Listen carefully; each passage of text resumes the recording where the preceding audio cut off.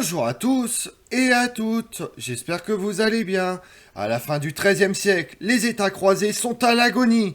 L'Occident s'en désintéresse et les dernières expéditions pour les sauver ont échoué. Parallèlement, les musulmans ont résisté à la Furia mongolica grâce aux Mamelouks. Le 28 mai 1291, en Palestine, les 200 000 hommes du sultan mamelouk réduisent les dernières défenses de Saint-Jean d'Acre. Malgré la résistance héroïque des Templiers groupés autour du grand maître Guillaume de Beaujeu, Saint-Jean d'Acre est l'ultime bastion de ce que fut le royaume franc d'Orient. Vous voulez en savoir plus sur la chute de Saint-Jean d'Acre? Venez avec moi.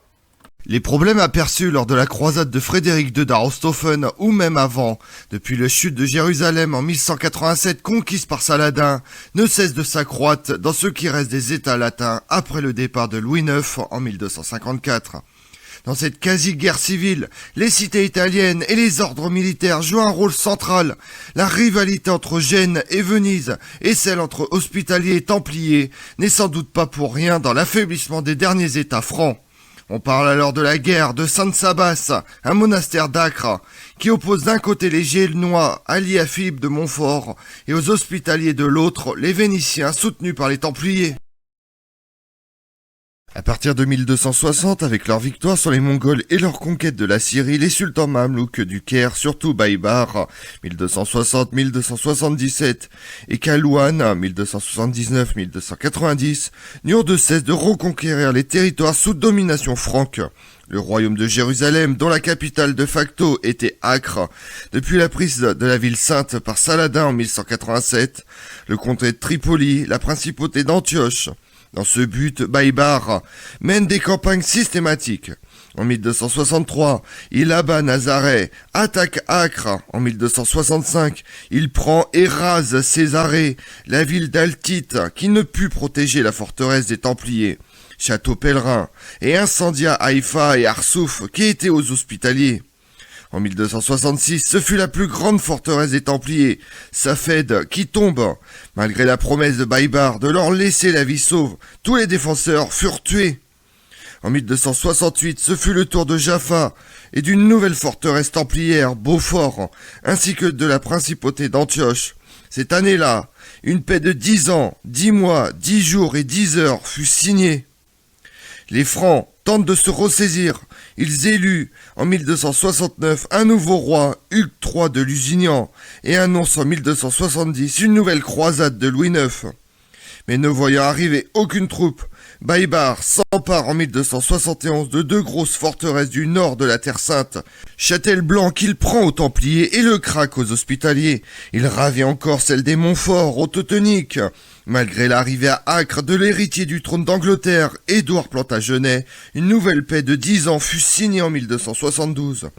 Le pape Grégoire X, élu alors qu'il était légat en Terre Sainte en 1271, donne un nouveau souffle au secours accordé aux États francs en s'appuyant sur le roi de Sicile, Charles d'Anjou, reconnu roi de Jérusalem en 1277, et sur le nouveau grand maître du Temple, Guillaume de Beaujeu, élu en 1273.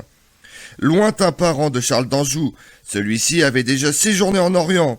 Il avait sans doute participé à la première croisade de Louis IX, était entré dans le Temple en 1253, avait été précepteur du comté de Tripoli en 1271, et ne se rend pas tout de suite à Acre, préférant visiter les établissements templiers d'Europe afin d'amasser un trésor pour la défense des États latins d'Orient, et attendre le concile de Lyon en 1274, où il fut question de secours à la Terre Sainte, et où il siégea à la droite du pape. Il arrive enfin à Acre en septembre 1275 et s'affirme partisan de Charles d'Anjou contre le roi de Chypre, Hugues III de Lusignan. Les années suivantes furent des années de guerre civile plus ou moins larvée chez les Francs, entre seigneurs, entre hordes militaires, entre Italiens. En 1280, ils ne surent pas saisir l'occasion de l'invasion de la Syrie par les Mongols, finalement battus par Kalouan à Homs l'année suivante. En 1281, 1282, 1283, le sultan mamelouk signe de nouvelles trêves avec les Francs, mais en leur interdisant toute fortification sauf à Acre et dans les forteresses de Château-Pèlerin et Sidon aux mains des Templiers. À la mort de Charles d'Anjou en 1285, Guillaume de Beaujeu change de parti, reconnaît comme roi de Jérusalem le roi de Chypre, Henri II, Celui-ci vient en personne à Acre en 1286 et fut couronné roi dans la cathédrale de Tyr.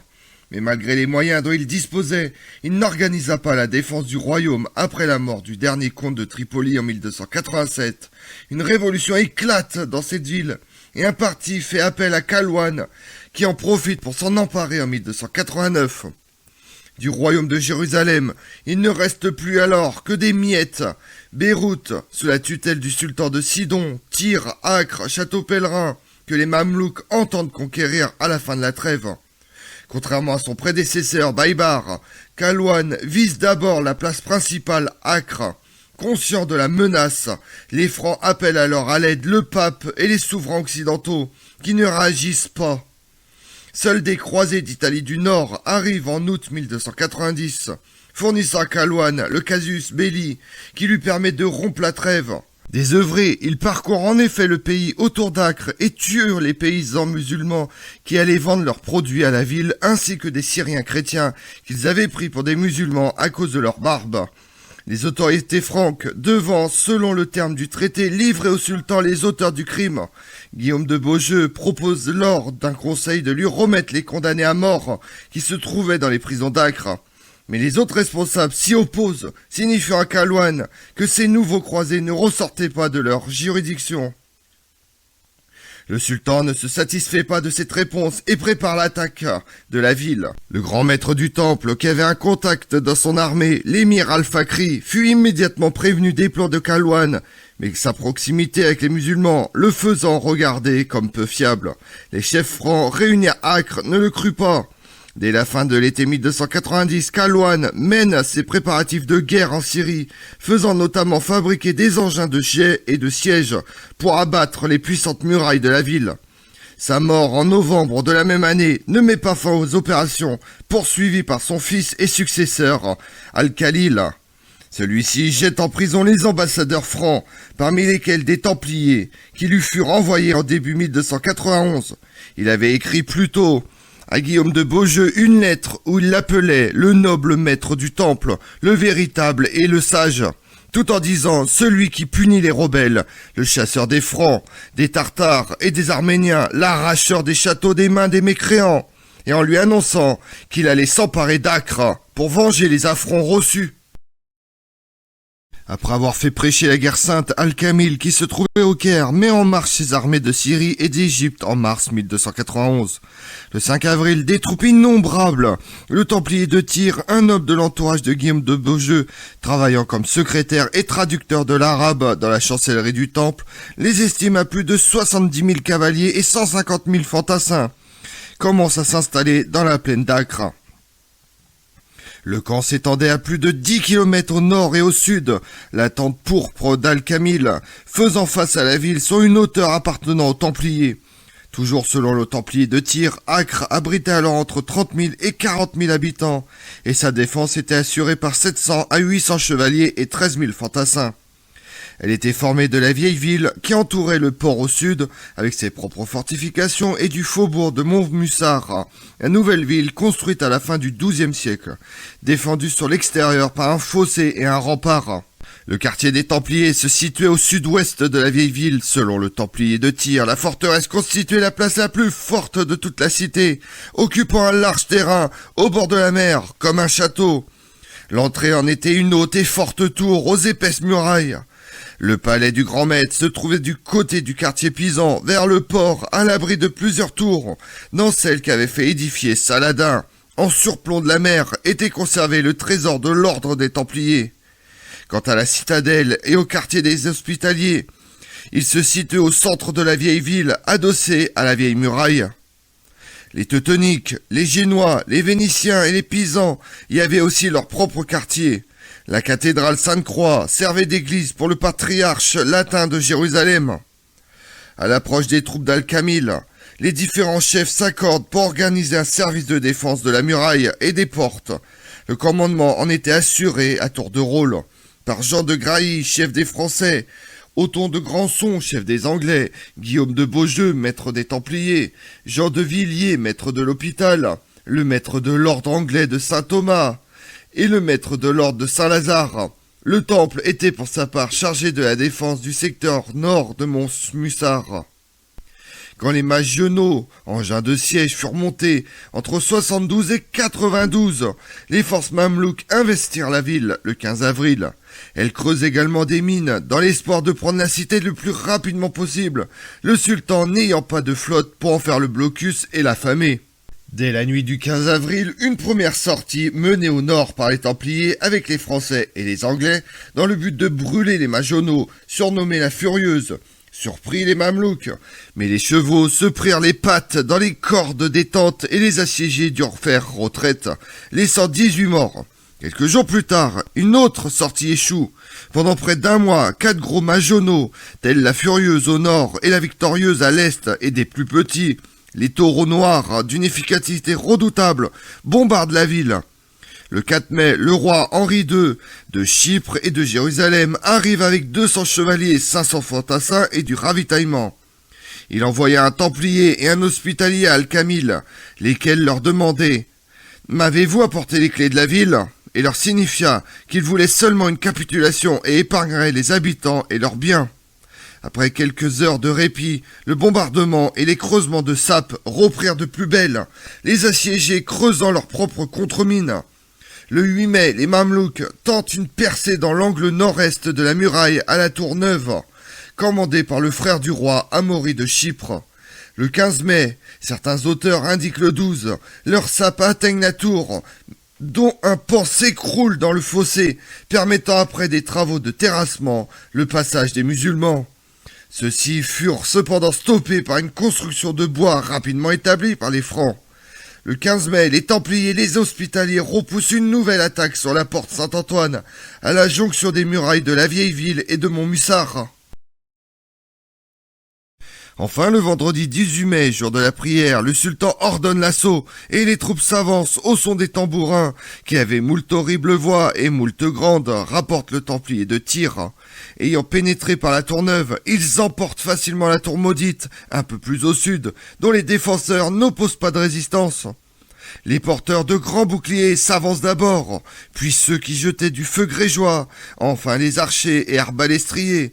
Les Mamelouks poussent les uns vers les quartiers pisans, les autres vers la porte Saint-Antoine où Guillaume de Beaujeu se précipite, entraînant avec lui Jean de Villiers, maître de l'hôpital.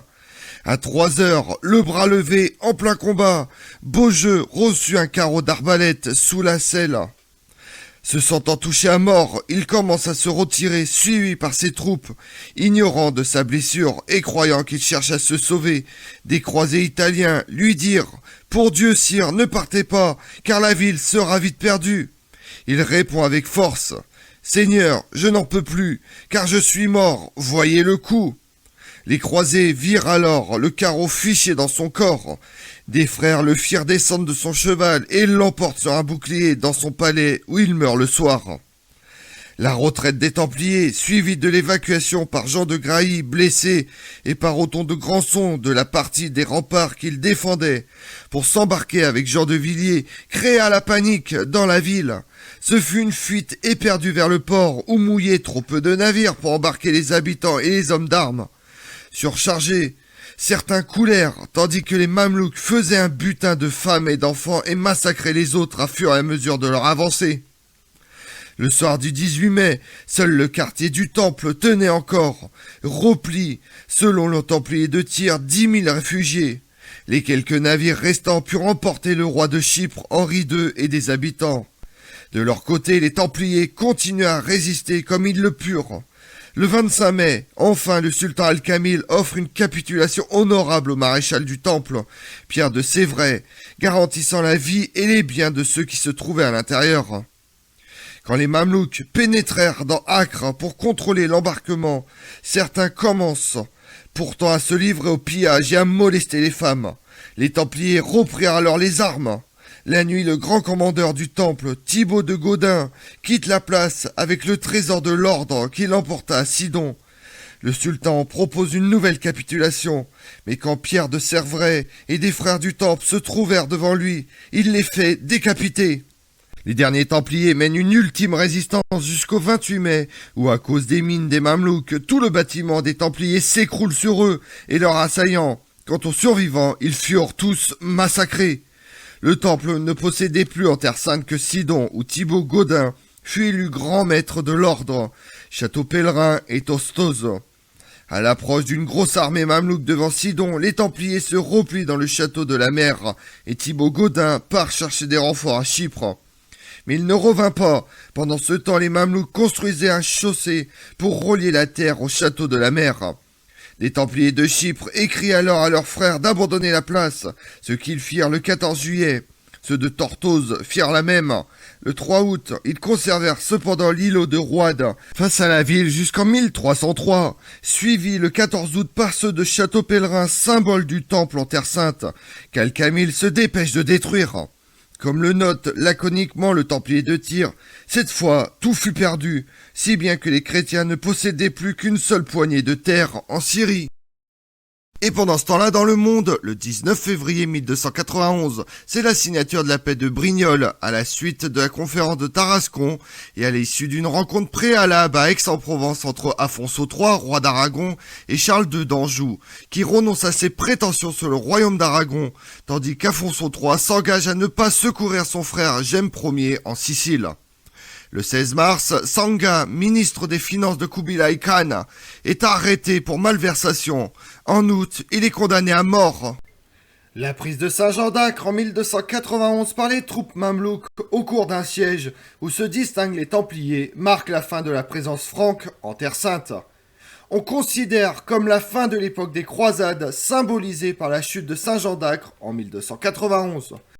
Je vous remercie d'avoir suivi cette vidéo en ma compagnie. Si vous voulez connaître mes autres vidéos, retrouvez-moi chaque matin à partir de 6h45 sur ma chaîne YouTube Tout sur l'Histoire avec Damien, mais également sur les réseaux sociaux, Twitter et Instagram, Histoire Damien. Et pensez à liker, commenter et vous abonner. Je vous remercie à tous.